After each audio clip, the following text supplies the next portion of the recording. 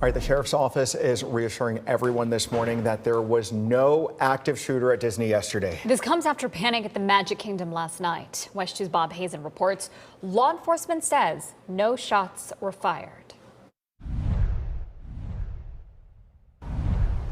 We are told there was, in fact, a fight, but that was basically it. And still, it sent people running for their lives in panic. And I want to show you some video of what it looked like after all of that. We got this from someone at the park last night. It shows people hiding behind displays inside the Emporium store and stuff tossed all over the floor. A stroller also left behind.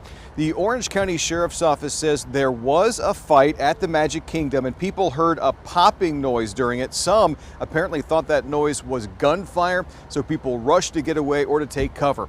Later, officials said that noise was just balloons popping and rumors of an active shooter were not true. We are still working to find out if anyone was hurt in the fight or the stampede and whether deputies arrested anyone in connection with that fight that started it all. Reporting at Disney, Bob Hazen, WESH 2 News.